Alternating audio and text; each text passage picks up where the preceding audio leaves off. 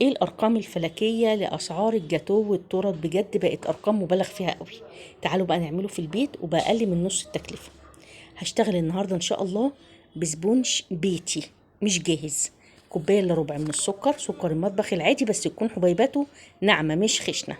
كوبايه من الدقيق منخول، معلقتين نشا، معلقه صغيره بيكنج باودر، معلقتين نشا كبار، 4 بيضات حجم كبير، عليهم نقطتين فانيليا او كيسين من الفانيليا البودر اللي متوفر عندك اشتغلي بيه مش هيقول لا. معلقه كبيره محسن جل، ده اللي هيديني ان شاء الله بقى النتيجه الممتازه. المقادير دي مظبوطه وان شاء الله على الشعره هتديكي نتيجه حلوه باذن الله، بس نمشي بالخطوات مظبوط والحاجات اللي احنا قايلين عليها. معايا كمان نص كوبايه من الميه الساقعه متلجه،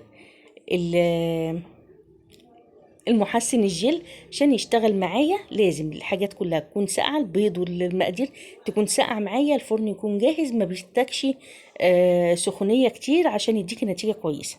ضفنا معلقه من الخل ونفضل بقى نضرب المكونات، هتلاقي اللون ابتدى يفتح والكميه اتضاعفت معاكي 3 اضعاف. مضرب بقى عجان المتوفر عندك لحد ما يوصل معاكي للقوام دوت.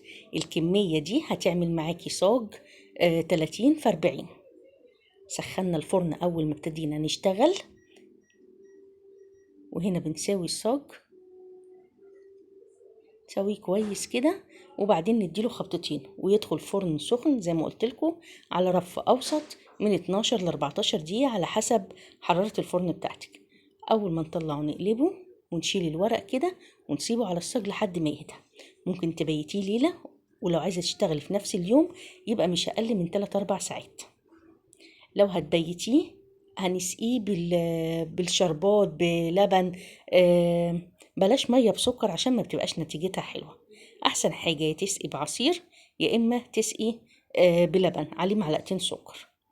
لو هتشتغلي فيه على طول بعد ساعتين 3 ما تسقيهوش عشان هيبقى طري زياده عن اللزوم ما بيبقاش حلو. عندي الكريمه هنا ان شاء الله اصور فيديو للكريمه مخصوص. وهبتدي بقى بعد طبعا ما قسمت انا هوزع بقى كمية الكريمة على الطبقات هنا. ما شاء الله بيطلع نتيجة حلوة قوي ومش مكلف قوي قوي يعني، حتى مهما تكلف برضو انت الكسبانة لان مش هيكون نفس الاسعار بتاع بره. ضفت هنا قطع من المانجا، براحتك عايزة تحطي قطع شوكولاتة قطع فاكهة اللي يريحك. نحط بقى الطبقات على بعضها، نتيجته حلوة وبتطلع طعمه جميل جدا.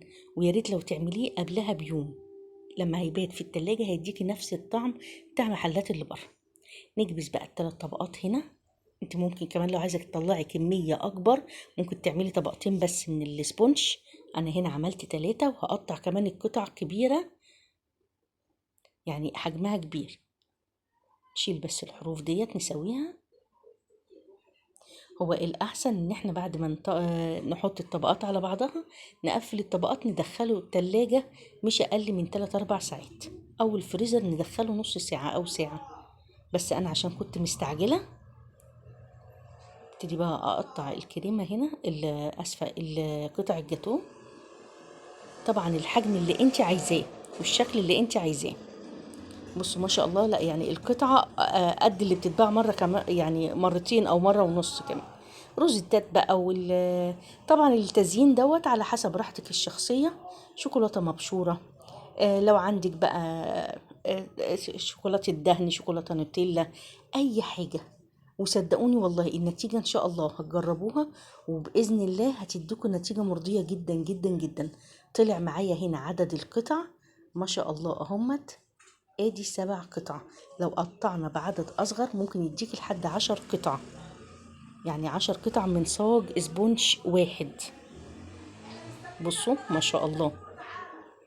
ان شاء الله تعملوه وتقولوا لي بقى رأيكم، ولو جربتوه قولوا لي بقى ان شاء الله ظبط معاكم ولا كانت فيه حاجة. يا رب ان شاء الله الطريقة تعجبكم. بصوا بسم الله ما شاء الله، طبقات والكريمة متماسكة. على فكرة الكريمة عشان حد قبل كده سألني على نوع الكريمة، الكريمة ديت المتحدة ريتش. دي انضف انواع الكريمه، معلش هي بتبقى غاليه شويه لكن بتديكي نتيجه مرضيه، خصوصا لو بتطلعي اوردرات. يا رب تكون الطريقه عجبتكم. ان شاء الله بقى كده ما تنسونيش لايك واشتراك للقناه وكومنت حلو منكم. بحبكم في الله، وهقول لكم السلام عليكم ورحمه الله وبركاته.